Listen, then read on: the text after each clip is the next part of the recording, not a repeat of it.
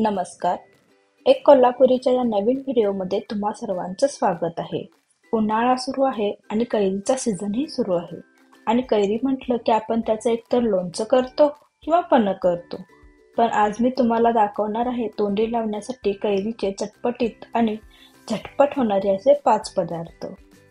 चला तर मग वेळ न घालवता लगेच सुरू करूया. आपण पहिला पदार्थ बघतोय फोडणीची कैरी. फोडणीची कैरी बनवण्यासाठी मी इथे 2 छोट्या साईजच्या कैऱ्या घेतलेल्या आहेत आणि त्या स्वच्छ धुवून पुसून त्याचे बारीक बारीक तुकडे करून घेतलेले आहेत. यामध्ये पहिल्यांदा चवीपुरतं मीठ घालूया. त्यानंतर आता आपण यामध्ये पाव चमचा हळद घालतोय. आता 1 चमचा लाल तिखट घालूया आणि थोडासा आंबटपणा कमी येण्यासाठी म्हणून आपण पिठी साखर घालणार आहोत. पिठी साखर तुम्ही तुमच्या चवीनुसार कमी जास्त करू शकता. आणि आता आपण हे मिश्रण मिक्स करून घेऊयात जेणेकरून सगळे जिन्नस कैरीच्या सगळ्या तुकड्यांना समप्रमाणात लागतील.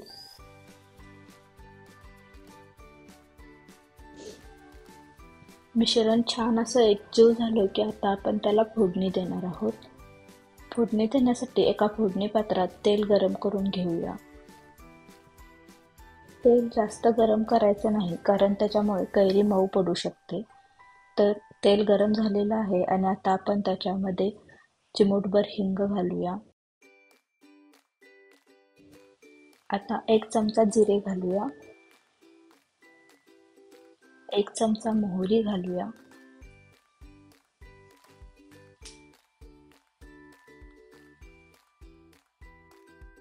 छान असं तडतडू द्यायचं आहे आणि फोडणी थोडीशी थंड झाली की आपण आता ती कैरीच्या तुकड्यांवर घालणार आहोत.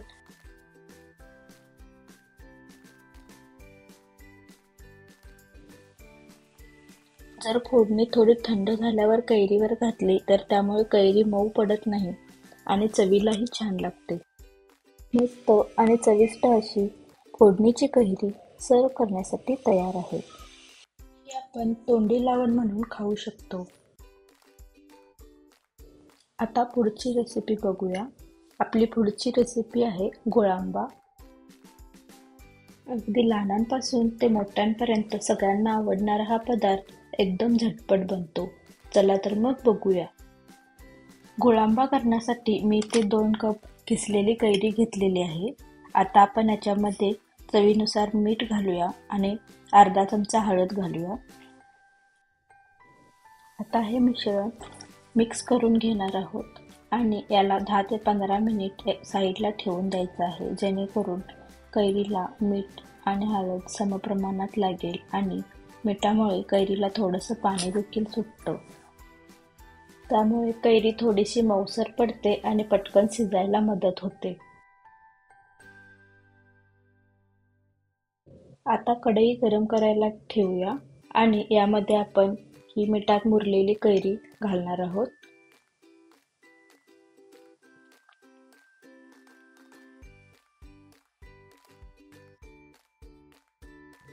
यामध्येच लगेच आपण बारीक केलेला गूळ देखील घालणार आहोत आणि गूळ पूर्णपणे विरघळूपर्यंत मध्यम आचेवर हे मिश्रण सतत चमच्याच्या सहाय्याने हलवत ठेवायचे आहे जेणेकरून खाली लागणार नाही. मी इथे 2 कप किसलेल्या कैरीला साधारण 1.5 कप गूळ वापरलेला आहे. तुम्ही तुमच्या आवश्यकतेनुसार गुळाचं प्रमाण कमी जास्त करू शकता. गूळ पूर्णपणे विरघळला की आता आपण यावरती झाकण ठेवून हे मिश्रण साधारण 3 ते 4 मिनिट वाफवून घेणार आहोत.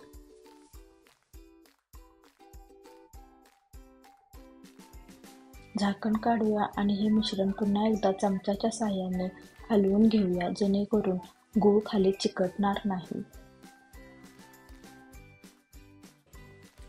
गुळाचा पाक जास्त पण घट्ट होऊ द्यायचा नाही, नाहीतर तो कडक बनतो. हे बघा, मिश्रण छान असं घट्टसर होत आलेलं आहे आणि कैरी देखील छान गुळामध्ये मुरलेली आहे. आता आपण याच्यामध्ये 1 चमचा वेलची पावडर घालणार आहोत. मिश्रण मिक्स करून घेऊया आणि आता आपण गॅस बंद करणार आहोत, कारण आपण जर यापेक्षा जास्त शिजवला तर आपला गुळांबा कडक बनेल आणि मिश्रण जसं थंड होत जाईल तसं ते आपोआप घट्टसर बनत येतं. छान असा गुळांबा तयार झालेला आहे. आपण याला चपाती किंवा भाकरीसोबत सर्व करू शकतो. आता याला थोडं थंड होऊ द्या. गुळांबा थंड झाल्यावर त्याला हवाबंद डब्यात भरून ठेवायचा. साधारण 6 महिने तरी तो छान टिकतो. आता पुढची रेसिपी बघूया. आपली पुढची रेसिपी आहे आंबे डाळ किंवा याला डाळांबा असेही म्हणतात. मग चटपटीत आणि जिभेची चव वाढवणारा असा हा पदार्थ करायला अगदी सोपा आहे. आंबे डाळ करण्यासाठी एका मिक्सरच्या भांड्यात 1 वाटी भिजवलेली चणा डाळ घेऊया. चणा डाळ साधारण 2 तास तरी भिजवून घ्यायची आहे. आता आपण यामध्ये चिरलेली कोथिंबीर घालणार आहोत. 1 ते 2 हिरव्या मिरच्या घालूया. आता यामध्ये चवीपुरतं मीठ घालूया. थोडासा गूळ घालूया.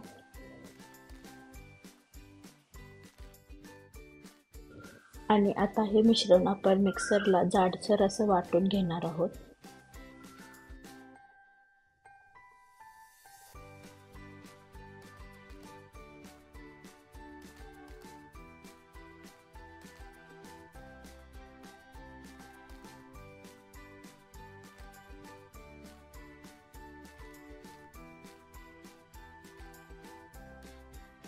बारीक केलेलं मिश्रण आपण एका बाउलमध्ये काढून घेऊया.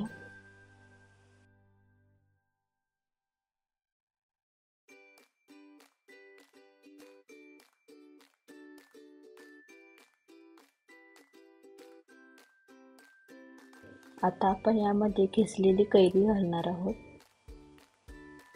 मी ते साधारण 1 कप किसलेली कैरी घेतलेली आहे.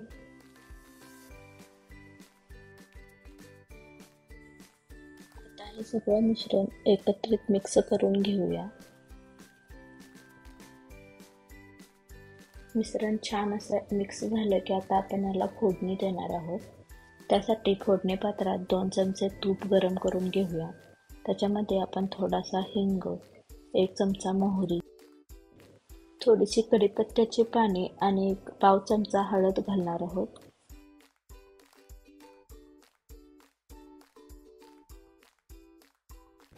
फोडणी थोडीशी थंड झाली की आता आपण ती कैरीच्या मिश्रणावर घालूया.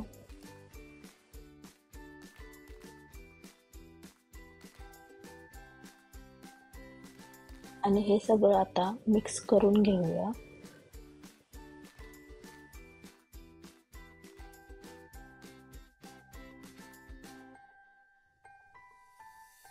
आंबे डाळ सर्व करण्यासाठी तयार आहे.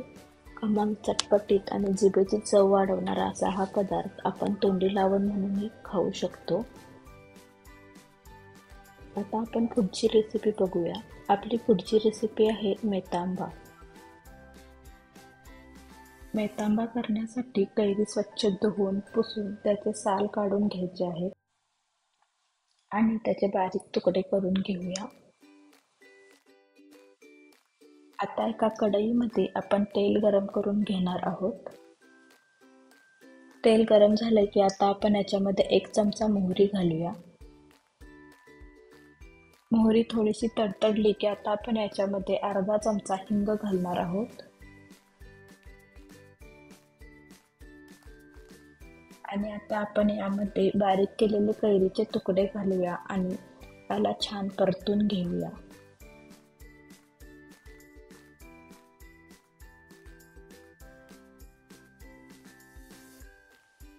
आता आपण यामध्ये 1/2 चमचा हळद आणि चवीपुरतं मीठ घालून सगळं पुन्हा एकदा मिक्स करून घेऊया.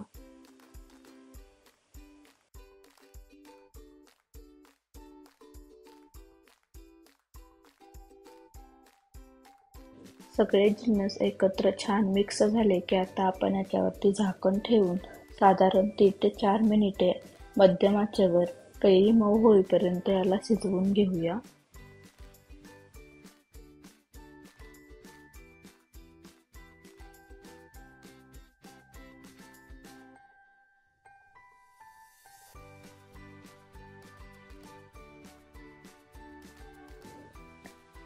हे बघा, कैरी मऊसर झाली आहे. आता आपण याच्यामध्ये मेथीदाणे घालणार आहोत. मेथी सुरुवातीलाच टाकायची नाही, नाहीतर मग त्याचा जास्त कडवटपणा कैरीमध्ये उतरतो. आणि पुन्हा एकदा हे सगळं मिक्स करून घेऊया. आता आपण यामध्ये अर्धी वाटी बारीक केलेला गूळ घालणार आहोत. आणि गूळ पूर्णपणे शिजेपर्यंत हे मिश्रण चमच्याच्या सहाय्याने सतत हलवत ठेवायचे आहे, जेणेकरून खाली लागणार नाही.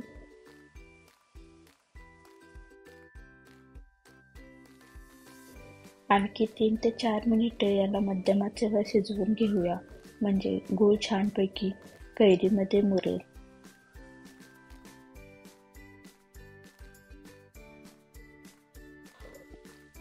गूळ कैरीमध्ये मुरत आला की सगळ्यात शेवटी आपण याच्यामध्ये काश्मीरी लाल मिरची पावडर घालणार आहोत.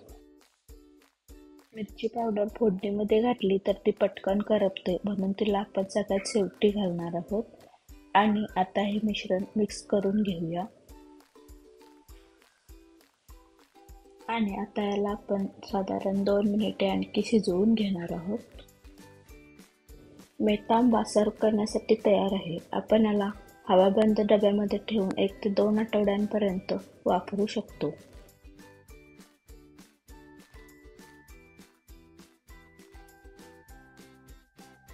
आता आपण पुढची रेसिपी बघूया. आपली पुढची रेसिपी आहे कैरीची चटणी. अगदी सोपी आणि बेसिक रेसिपी आहे ही. कैरीची चटणी करण्यासाठी एका मिक्सरच्या भांड्यात आपण 1 वाटी बारीक केलेले कैरीचे तुकडे घेणार आहोत. आता आपण यामध्ये बारीक केलेले खोबऱ्याचे तुकडे 1 वाटी घेणार आहोत. आता यामध्ये थोडीशी कोथिंबीर घालूया. आता यामध्ये आपण चवीपुरतं मीठ घालणार आहोत.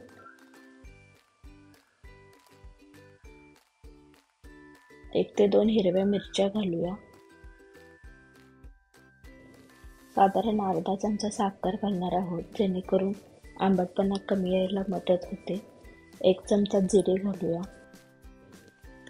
आणि थोडंसं पाणी घालून आता आपण हे मिश्रण मिक्सरला बारीक करून घेणार आहोत.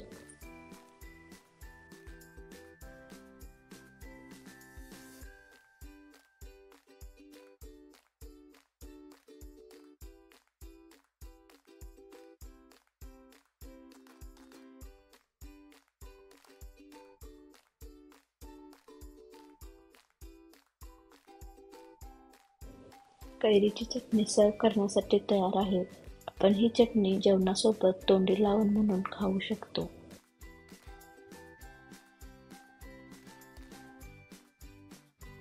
तर कशा वाटल्या तुम्हाला आजच्या या रेसिपीज? जर तुम्हाला हा व्हिडिओ आवडला असेल तर नक्की लाईक करा.